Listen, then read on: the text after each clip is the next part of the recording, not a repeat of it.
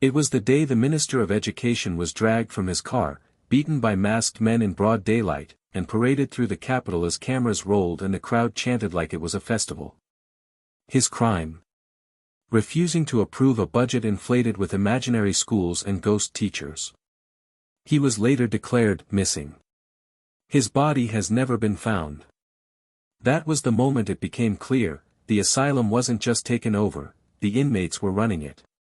This is Arudra, a resource-rich country with gold under its soil and brilliance in the minds of its youth, but cursed with a leadership that treated both as burdens. Once called the sleeping giant with a scholar's mind, Arudra boasted top-tier universities, a thriving middle class, and a justice system that, though imperfect, once dared to prosecute a sitting senator. But all that changed in one election cycle.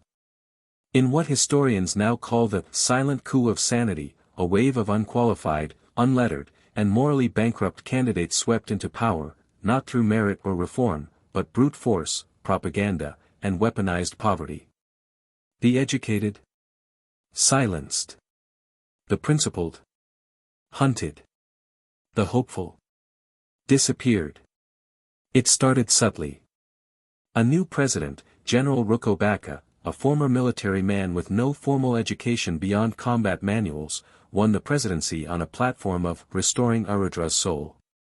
Behind him was the Brotherhood of the People's Might, a shadowy network of ex-convicts, cultists, and warlords disguised as political strategists. Their goal? Seize the state, and never let it go. Day 1, civil servants were replaced with loyalists. Day 30, journalists began to vanish. By month 3, education, healthcare, and the judiciary were declared luxuries of elitism. But the real horror was the budget. $2.1 billion vanished in what was supposed to be a nationwide school feeding program. Investigative journalist Lana Akana uncovered the fraud and posted her findings on social media. She was found burned in her home a week later, ruled an electrical fire, despite her tongue being cut out and her door kicked in. Dr. Tila Fay, a neurosurgeon who returned from overseas to start a free clinic in his hometown, was arrested for standing for the truth. His clinic was burned. He's now in exile. Zaha Maka, a valedictorian and vocal youth leader, protested fuel hikes. She was shot in the stomach during a peace enforcement exercise by the state security outfit. Her killer was promoted weeks later. These were the educated, the driven, the hopeful. And they were systematically broken. Executive recklessness. Presidential decree suspended the Constitution, for the sake of unity. Billions borrowed from global banks disappeared into private companies traced to offshore accounts. When citizens protested, food aid was cut off to dissenting regions. Weaponized hunger. Grain reserves were locked up for political loyalty. In regions that voted against the regime, children starved. Mothers traded votes for rice. Entire districts were denied fertilizer. Starvation became policy. Intimidation and killings. Dissent was criminalized. Midnight arrests were common. Activists fell off balconies or were hit by stray bullets. A leaked audio once revealed a state governor saying, "If you educate the youth, who will carry our guns tomorrow?" The most chilling moment? The Black Sunday Massacre. A peaceful protest in the capital. Armed thugs dressed as police opened fire. 117 dead. The government blamed terrorists in disguise. No one has been prosecuted. Commissions were set up. Reports were buried. The Attorney General fled the country with his family after refusing to sign off on pardons for known political killers. International observers called it a slow-motion genocide. But there were no sanctions. Just more foreign loans. So where is hope in this madness? It lies in whispers becoming roars. Digital resistance, youth in exile began documenting crimes using blockchain-based archives that can't be erased. They call it memory of the people. Shadow schools, underground classes in critical thinking, law, and activism sprang up in slums and rural communities. The educated may be hunted, but they are teaching in the shadows.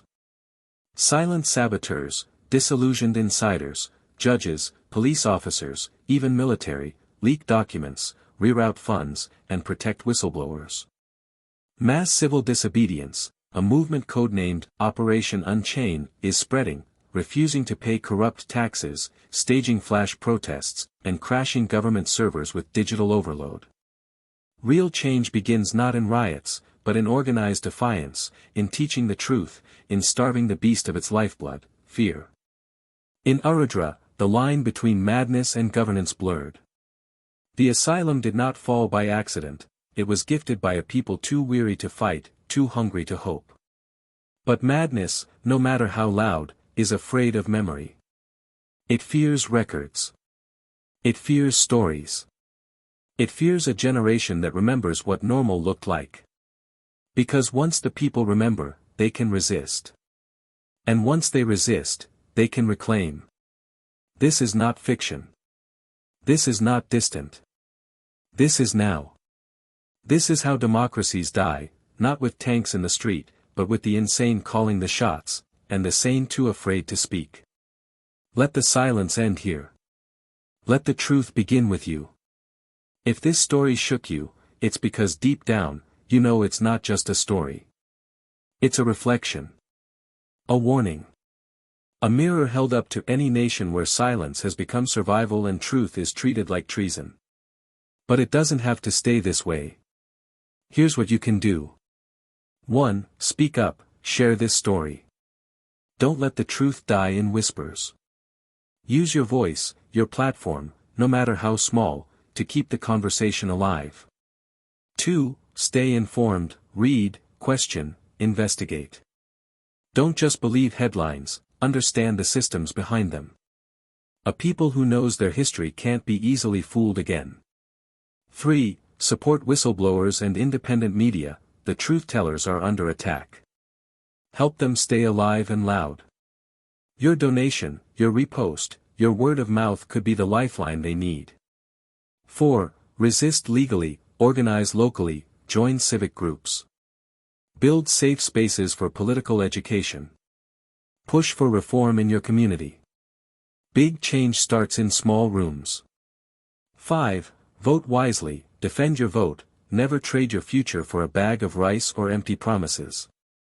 Demand transparency. Demand accountability. Guard your democracy like your life depends on it, because it does. This is not just Arudra's fight. It's a fight for every nation standing on the edge between order and chaos, sanity and madness. History belongs to those who refuse to be silent. Be one of them. Act. Speak. Remember. Reclaim.